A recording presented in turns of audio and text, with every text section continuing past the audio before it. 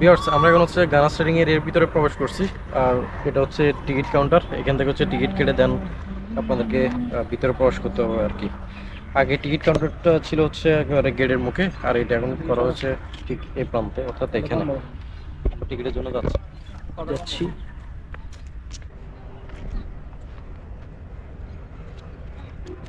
Viewers, এটা হচ্ছে ticket 40 টাকা করে জনপ্রতি।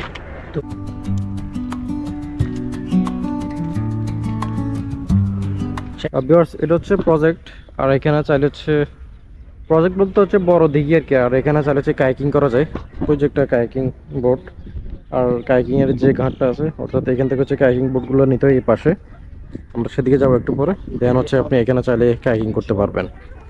তো ভিউয়ার্স, এখান থেকে হচ্ছে কায়াকিং এর বোটগুলো ছাড়া হয়, অর্থাৎ আপনারা চাইলে হচ্ছে এখান থেকে বোট ভাড়া নিয়ে দেন হচ্ছে আপনারা এই দিঘির মধ্যে কায়াকিং করতে পারবেন। আর এটা হচ্ছে দিঘির পাড়। দিঘির পাড়ে অনেক বেঞ্চ দেওয়া আছে, আপনারা চাইলে হচ্ছে নিরিবিলি বসে টাইম স্পেন্ড করতে পারবেন এখানে। সুন্দর একটা পরিবেশ, সুন্দর একটা জায়গা শহরের মধ্যে। আর এটাকে একেবারে লেকের মতো হচ্ছে করা হয়েছে এই জিনিসটাকে। সামনে মেবি কোনো একটা রেস্টুরেন্ট টাইপের কিছু একটা করা হতে পারে। আপনারা হচ্ছে শহরের কোলাহল থেকে যদি একটু নিরিবিলি সময় কাটাতে চান, সেক্ষেত্রে হচ্ছে আপনাদের জন্য এই যে গানা স্টেডিং এরিয়া আছে, ওটাতে আপনারা এই জায়গাটিতে আসতে পারেন। এই জায়গাটিতে আসলে আপনারা প্রকৃতির সান্নিধ্য হতে পারবেন এবং আপনাদের কাছে ভালো লাগবে। আপনারা ভালো একটা টাইম স্পেন্ড করতে পারবেন এখানে। এখানে চারিদিকে হচ্ছে প্রকৃতির স্বর্গরাজ্য বলা যায়। শহর থেকে শহরে যে যান্ত্রিক যে কোলাহল, যে শোরগোল, সেটা থেকে যদি নিজেকে একটু সময় দিতে চান প্রকৃতির মাঝে, তাহলে এই জায়গাটিতে আসতে পারেন। আর আমার সামনে যে জায়গাটা দেখতে পাচ্ছেন, এটাও কিন্তু একটা লেক। আমি যদি আপনাদেরকে দেখাই, এটা একটু কৃত্রিম লেক। এখানে একটা সেতু ছিল, সেটা ভেঙে দেন এখানে নাকি মেবি রেস্টুরেন্ট করা হবে হয়তো। চারিদিকে হচ্ছে লেক। তো পরবর্তীতে এখানেও কিন্তু কাইকিং করা যাবে। আর এখানে যে বড় দিঘিটা আছে, এখানেও কিন্তু কাইকিং করা যায়। এখানে যে দিঘিগুলো আছে, দিঘিগুলোর প্রত্যেকটা পার হচ্ছে আপনার এই ধরনের কিছু বসার জন্য বেঞ্চ দেওয়া আছে। একদম এখান থেকে শুরু করে, অর্থাৎ এখান থেকে শুরু করে দেন হচ্ছে একদম মতটুক পর্যন্ত, এই যে কর্নার পর্যন্ত হচ্ছে বেঞ্চগুলো দেওয়া আছে। এরপর হচ্ছে আবার ওইখানে যে নদীর ধারে, অর্থাৎ এখানে যে স্পেসটা আছে বসার জন্য, ঠিক ওইখানে কিছু বেঞ্চ দেওয়া আছে। আমরা সেখানে যাব, অর্থাৎ আপনারা যারা হচ্ছে পর্যটক আছেন, ওনারা যদি আসেন, আসলে এখানে বসে নিরিবিলি টাইম স্পেন্ড করতে পারবেন।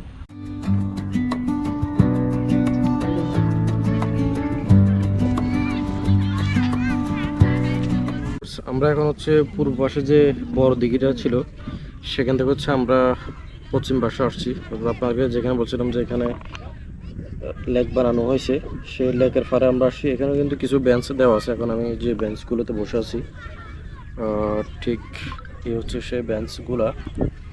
এই পুরোটা সারিতে হচ্ছে একদম ওইদিকে সবগুলোতে হচ্ছে বেঞ্চ দেওয়া আছে, আর সামনে হচ্ছে সমুদ্র। এখন হচ্ছে জোয়ার আছে, যার কারণে হচ্ছে এখানকার দৃশ্য আরো অনেক বেশি সুন্দর লাগে।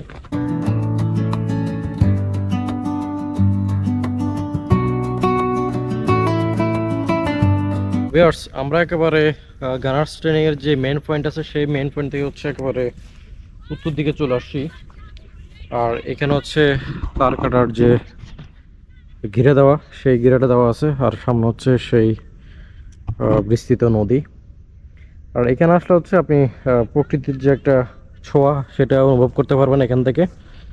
আর বেশিরভাগ পর্যটক আসেন হচ্ছে এসব দিকে, কারণ এসব দিকে হচ্ছে অনেকটা খোলামেলা, যার কারণে হচ্ছে পর্যটকগুলো আসেন হচ্ছে এদিকে। একদম এই পয়েন্ট ধরে শুরু করে এখানে অনেক পর্যটক আছে, যদিও হয়তো বা বোঝা যায় না। আর শহরের ভিতরে এমন সুন্দর একটা জায়গা সবার জন্য হচ্ছে সময় কাটানোর জন্য পারফেক্ট একটা জায়গা বলা যায়। আবার আপনারা চাইলে হচ্ছে এই পুরো এরিয়াটা ঘুরতে পারবেন। আর এখন যেহেতু হচ্ছে ভাটা পড়ছে বলা যায়, তাই ভাটা পড়লে হচ্ছে আপনারা একেবারে নিচ পর্যন্ত যেতে পারবেন। আর যখন হচ্ছে একেবারে জোয়ার বেশি হয়, তখন হচ্ছে জোয়ারের পানি একদম এতটুকু পর্যন্ত উঠে যায়। অর্থাৎ যতটুকু ভাটার সময় যতটুকু শুকনা থাকে, ততটুকু হচ্ছে আপনি নিচের দিকে যেতে পারবেন। আর এখান থেকে হচ্ছে আপনি জোয়ার ভাটা, এরপর হচ্ছে সানসেট, তিনটাই হচ্ছে আপনি একসাথে উপভোগ করতে পারবেন। আর এই পাশে একটা জায়গা আছে, আপনারা চাইলে হচ্ছে সেটাও তো ভিজিট করতে পারেন, যদি এখানে তেমন একটা কিছু নেই, তবু হচ্ছে বিকেলে একটু সময় কাটানো আর কি। আর এই পাশ হচ্ছে রানী রাসমণিকার যেটা বলা হয় সেই ঘাটটা। এরপর হচ্ছে জেলেপাড়া যে ইলিশে ঘাটটা আছে সেই ঘাটটা। আর আমার বাম পাশে হচ্ছে আপনার চৌচালা সাগর পাড় যেটা আছে সেটা আর কি, চৌচালা। এরপর হচ্ছে আনন্দবাজার, এই সাগর পাড়গুলো আছে আর কি। আর এখানে হচ্ছে অনেক জাহাজ অ্যাঙ্কার করা আছে, যদিও বা বোঝা যায় না কুয়াশার কারণে। সূর্য ডোবার মুহূর্তেই অনেক সুন্দর একটা পরিবেশ এখানে। যারা হচ্ছে প্রকৃতি প্রেমী, যারা হচ্ছে এখানে আসতে চান, আপনারা চাইলে হচ্ছে নির্দ্বিধে আসতে পারেন।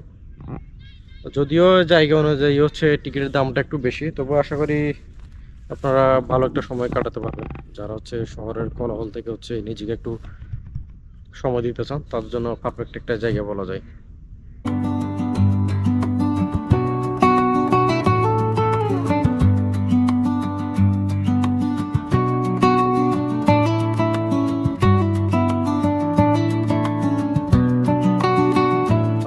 আজকের ভিডিও এতটুকু পর্যন্ত। ইনশাল্লাহ আপনাদের সাথে দেখা হচ্ছে নেক্সট ভিডিওতে বা নেক্সট ব্লগে। আপনারা সবাই ভালো থাকবেন। আশা করি আপনাদের সাথে খুব শীঘ্রই নতুন একটা ব্লগে দেখা হবে। আর এটা হচ্ছে সূর্য ডুবার পরের মুহূর্তটা। এখন দেখেন একটা হচ্ছে অন্ধকারাচ্ছন্ন হয়ে আসছে চারিদিকে। এখানে হচ্ছে মোটামুটি সন্ধ্যার আগ পর্যন্ত পর্যটক থাকতে পারে। যখন হচ্ছে সন্ধ্যা হয়ে যায় তখন হচ্ছে পর্যটকদের হচ্ছে ওদিকে নেওয়া হয়। ওদের এখানে থাকতে দেওয়া হয় না আর কি, নিরাপত্তার কারণ জনিত। সবাই হচ্ছে দেন ওদিকে চলে যায় আর কি।